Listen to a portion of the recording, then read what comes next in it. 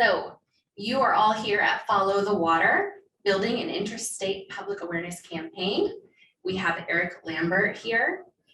Eric is an outreach specialist at Clark County Public Works focused on the NPDES stormwater permit, education and outreach requirements. He supports regional collaboration to meet these requirements by leading Stormwater Partners of Southwest Washington and sitting on the steering committee for the Clean Rivers Coalition.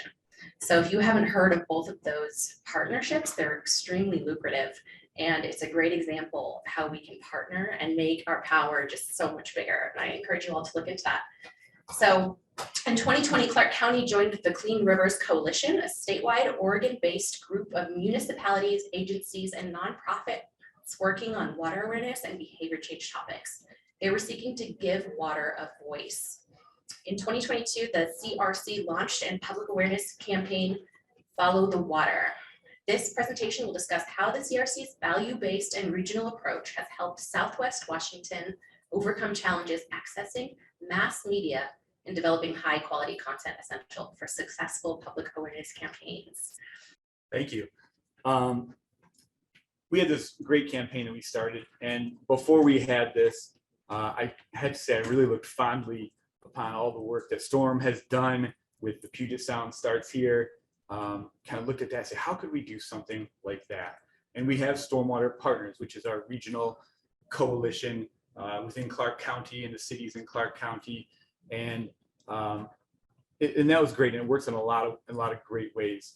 But we were really having a hard time finding how we could kind of take it to that next level. And so hopefully in this presentation, kind of like a how I built this type of talk, we'll go over some of the things that we did and how we did it and what we learned. So I'd like to start by introducing a little bit about the Clean Rivers Coalition, and then talking a little bit about how we built the campaign, how we launched the campaign, and really how the campaign has helped to take the outreach and education in Southwest Washington to that next level. And we'll finish up by talking a little bit about some next steps. And if we have some time at the end, I'm welcome some questions. And I also have a video that we can show if we have a few minutes left. So the Clean Rivers Coalition actually started in 2016, before I was even with the county. And the idea here was they wanted to create a statewide coalition for an education and outreach campaign in the state of Oregon. And it started off in 2016 and with an 11-member steering committee. And this is their mission statement down there. And today we have actually 2 members from Southwest Washington, both myself and Nate Woodard with the Department of Ecology, who's the TMDL lead down in Southwest Washington, who also sit on the steering committee. Previously, Nate was with the Hood River Watershed Council, so he kind of just stayed with the steering committee and just moved over to the other side of the river. And the Clean Rivers Coalition was so approachable and welcoming. In a lot of ways, these values are the values that the Clean Rivers Coalition presents itself to other organizations and other coalition partners. And you'll see a lot of them, the points on here, really resemble a lot of the same type of attitude and values that Storm has, you know, the voluntary collaboration, working across boundaries, sharing generously, which I think is such a key part, because I know that jurisdictions come in all shapes and sizes and capacities, and really trying to get into the power of that collective effort. So figuring out who does what really great, where your capacity is, how we can support one another. And I think another key part is being a leader in culture change. And when we talk about culture change, it's something that's a big thing. And it's a real challenge to do, even with the type of coalition and partnership like Stormwater Partners within a county. When we talk about a culture of change, we really talk about something that's values driven. We talk about something that needs to be bigger than some of the things that we had capacity to do with just Stormwater Partners. Now, we also have a number of what I call value goals. And these are more of the goals and the values that we have in our approach to doing the work we do in the Clean Rivers Coalition. And the first thing that I think is really important, and something that we lacked in Southwest Washington, was giving water a voice. If water could talk, what would it say? What would it say it need from us? And how would it communicate that with us. And that was something that was really at the central point of the Clean Rivers Coalition. We also want to become a trusted messenger. And the keywords here, hope and curiosity. You know, there's so much to say. We just did a student video contest, and you know, I was a little bit, you know, seeing the videos I was just watching earlier this week made me reflect, like, there's so much negative, like so much doom and gloom, and it's not difficult to see why. And so we really want to shift that culture and shift that perspective to be more hopeful, and also to be to spur some curiosity, to help people engage more and invite them in to learn more. We really wanted to lean into storytelling. When you talk about values, stories are so transcendent and can cut through all different types of boundaries and you know, whatever type of affiliation you may have or biases. And so not only do we want to hear stories, but we really wanted to hear stories from diverse communities. A lot of times, you know, we maybe have heard the story of, you know, the whitewater rafter who loves going down the river, but we haven't heard as much maybe from some indigenous people's stories, or maybe people stories from underrepresented communities. And so we really wanted to center that in the work that we were doing here as well. And again, all of this kind of, the main goal was to foster healthier rivers and healthier watersheds. Now, through this, we kind of developed a three-step strategy, a very broad strategy that guided our work. And the first one is to connect people to their rivers. And this is a picture here of the Portland float on the Willamette River. And you know, this is kind of, this float event is an annual event that started to really get people comfortable with going in the Willamette, because for a long time, I think that people felt that floating in the Willamette was probably riskier than going on the annual naked bike ride. And so it's an event that people get down to the river, get comfortable with the river, and really learn to engage with the river. I think the operative word here is the there here, where we want to give possession. We want to connect people, center them in a place with their watersheds, to connect them to that water. And we know through research that people that are connected to their waterways are more likely to engage in stewardship behaviors. And the next step of that, the piece of that, was to connect people's behaviors to their rivers. So once they're in that place, in that watershed, in that connection to that waterway, you know, how are your daily activities, you know, taking shape in that watershed, both positive and negative? You know, whether you are volunteering and engaging in a positive way, or, you know, maybe an unknown activity that you might not have even thought twice about, and trying to make that relationship and build that connection. Once you're connected to that river, how are your behaviors connected as well? And the last piece, of course, an important one, is to promote clean water behaviors. And we have started doing some of that as well. But the Follow the Water campaign it doesn't really get into this part as much. It's more of the umbrella. It's more of what kind of gets people in the door and connects people. And eventually we do want to incorporate more of the behavior change activities too. And so this kind of started back in 2017. The Clean Rivers Coalition got a Myers Memorial Trust grant to do a number of activities that really lay the foundation for Follow the Water campaign. It started with some discovery. We did a literature review and a number of interviews with a science panel and other key stakeholders. We did some primary research, 1,000-person survey of Oregonians in the Portland metro region, but also further south in Memphis, where you have a little more of a rural audience, to understand both some of their ideas about their connections and their values with water, and how they connect and how they see themselves in their watersheds and in their waterways. But also, to be honest, this grant was started with the intent of saying, we're going to do a pesticide outreach campaign. And through some of this work, that part got pushed back a little bit. And so some of these different surveys also did include some information about pesticide behaviors and you know, ideas of incentives and motivations around that. we hired a contractor to create a campaign playbook, which is really just communication strategy and narrowing in our target audiences and having some resources ready. How are we going to do this? Lay out the plan. And that same contractor also helped us with some brand development. Now, this grant got a slow start. It actually kind of ended up finishing up around the beginning of 2021. And so we had some concurrent grants going along in the same way. But what it did was it really kind of helped us flush out how this was going to look. And so we have Follow the Water as the umbrella. We have a social media presence on all the things, including Spotify. We actually have a couple of playlists that we encourage people to take on their river trips or on their adventures. And there's like a number of podcasts and about wildlife and all sorts of different cool things. And then behavior change. And so this is kind of that top umbrella represents the connecting people to their water, and the social media is the way that we can connect behaviors, but also promote and connect people to water, and the behavior change coming later. And they're all connected and in different ways.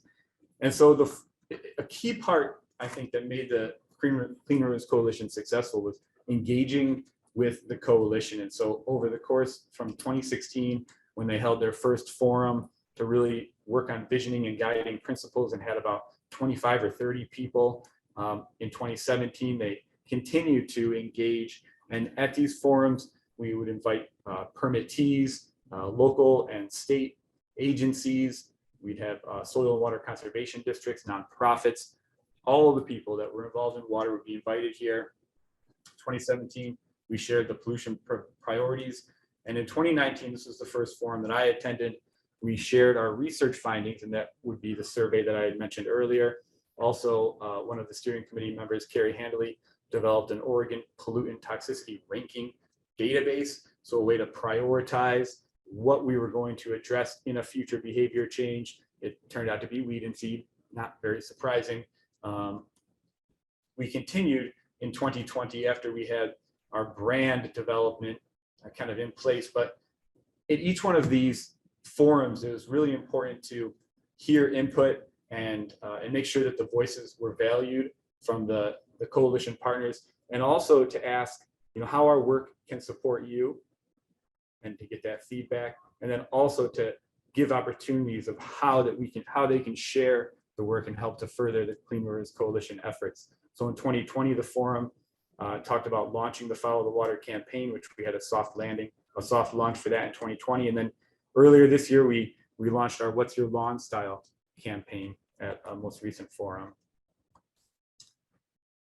So following up in 2020, we got an EPA grant for the Columbia River Restoration funding assistance for the Clean Rivers Coalition. This really furthered to pick up where the Myers Memorial Trust grant left off. So we had the playbook, but we didn't have the infrastructure quite developed. And so one thing that we realized and wrote into the grant was that our partners need to be knowledgeable about community-based social marketing to help with the effort as a collective.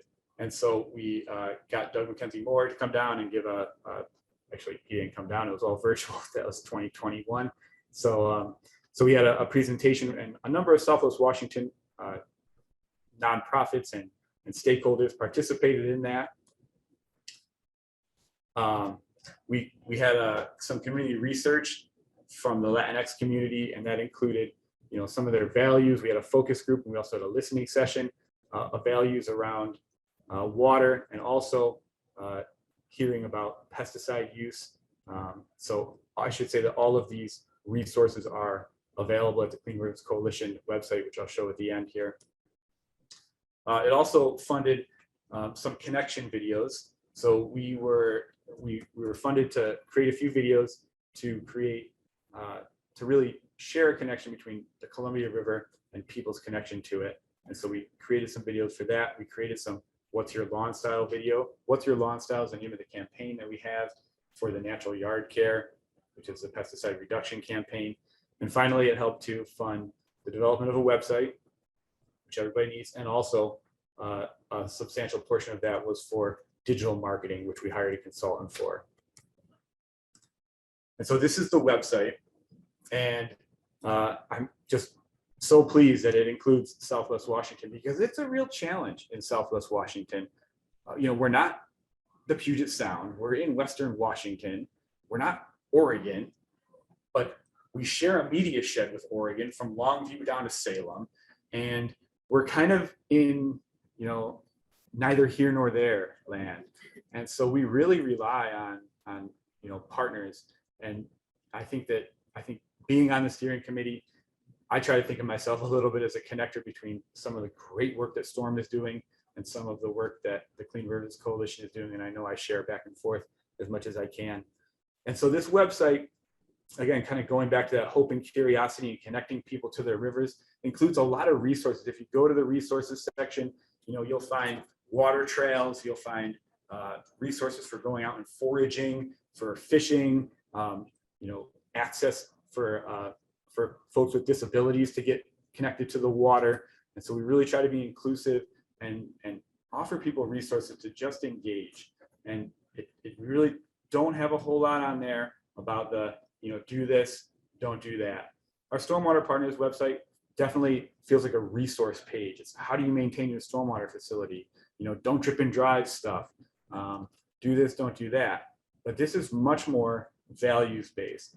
And what I like about the values is that, I think it can cut through a lot of the biases. And I think that, I think that telling facts and figures can help to reinforce a decision, but it doesn't really persuade the way that values do. And so that's what I'm really pleased about this website, being able to kind of lean into that. We have a blog section where we are always wanting to hear more voices and diverse voices on different topics. And we invite our coalition members to contribute to that. I'm really proud of these videos that we created with Metro East for this grant. We have these 3 videos that explored the connection to water, and it follows a story arc, beginning with connection, moving on to disconnection, and then finally finishing up with reconnection. And we were able to hear from a number of diverse voices in this. We had Wenix Red Elk from the Umatilla tribe, who spoke in the videos.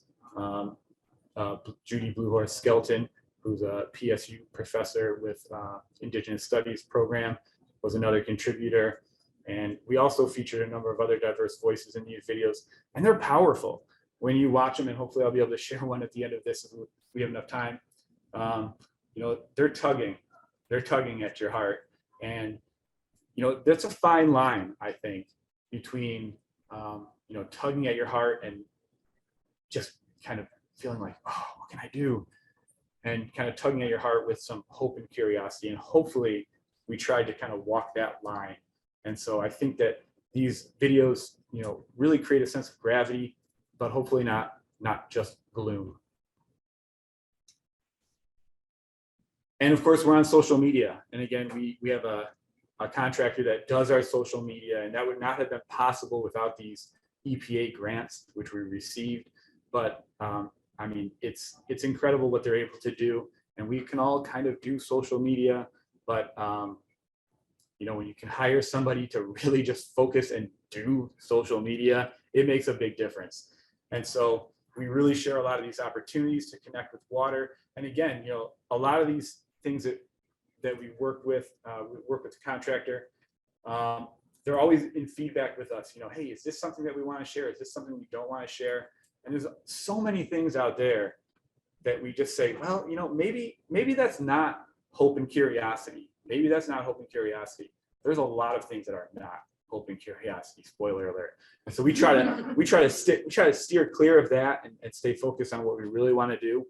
We share things about water culture and science. And as I said before, we just passed 1,000 followers on our Instagram page and our Spotify. We're on Twitter, we're on Facebook, sharing all over the place. And so a lot of these things we just weren't able to do in Southwest Washington alone. And I think engaging with the state of Oregon, as strange as it may seem, they're on a different permit cycle than we are. Their permit is same, but different. But it's really helped our outreach go to the next level in a number of different ways. The way that our contractor and really just working with that steering committee has helped us to create connected, inclusive content and messaging has been huge, from the storytelling in the blogs to storytelling. We work with PSU to, we have a professor working in their water resources track who gathers stories from their students and they contribute. We have community connections and that we're making, and you know, a lot of this is really just possible because the message is kind of open and inviting and really trying to be hopeful and curious. And we really try to include diverse voices and be inclusive as much as we can. I think that quality, consistent content is something that is a challenge for any jurisdiction going at it alone, and being able to hire a contractor and leverage that has been huge. This is just a snapshot of our Instagram page showing the smelt dipping and the follow the river's water, follow the water video connection videos and some wildlife things. So just kind of gives you a feel for what we're putting out there and what we're showing the community and sharing with the community. And the reach and the engagement piece I mentioned a little bit before about sharing a media shed. You know, Southwest Washington is, you know, we're close to 500,000 people in Southwest Washington. So, you know, it's a large population, but you know, if you look at the whole Willamette Valley, you know, maybe we're, I don't know, 20% or so. So, you know, it's a challenge to kind of spend all your money to get in there, and we just don't have those resources. And so using this grant to leverage that has helped to create an incredible feedback loop from using, you know, social media and paid media has really led to earned media. So we did a radio interview with Beyond Your Front Door, which is a syndicated radio show in Pacifica Radio, where they reached out to us after seeing our stuff and said, hey, we want to do a radio show with an interview with you. We've been contacted by a few different indigenous groups that want to collaborate on some of our social media work. And so that's some of the things that we start to say, okay, well, we're doing a good job getting the word out, you know, sharing our positive message. And we're starting to get that feedback loop, which again, just kind of cycles back around to continue that. This picture is from the Portland Eco Film Fest, where we featured our Follow the Water videos, and they were really well received. So the way we fund this, again, through that grant, we've really been grant funded primarily, but the Clean Rivers Coalition, and not surprisingly, with some of our values for the coalition, it's really just going with a partners contribute what you can. That's mostly comes from jurisdictions. And so, you know, right now we'll be contributing this year. Clark County, we've been just kind of in kind on the steering committee thus far, and through supporting work on the grant. But we really need to continue this to move along and work on some more behavior change programming stuff as well. And this is a What's Your Lawn style campaign that we have. What we want to do is just focus our lawn care videos based on the level of effort that people want to engage in, whether it's high, medium, or low. And I just want to acknowledge everyone on the steering committee, particularly Carrie Handley and Roy Ilwai from Multnomah County, who's just been a great leader for the coalition and really just been incredible for taking us to that next level and being so welcoming to Southwest Washington. And so you can check out this QR code to go to Follow the Water and check out the website and the cleanriverscoalition.com. You can find a whole bunch of the resources that we have, whether it's studies and research that we've done that you may want to use for your own jurisdiction, or just check out to see what we found. It's all there. I encourage you to check that out as well.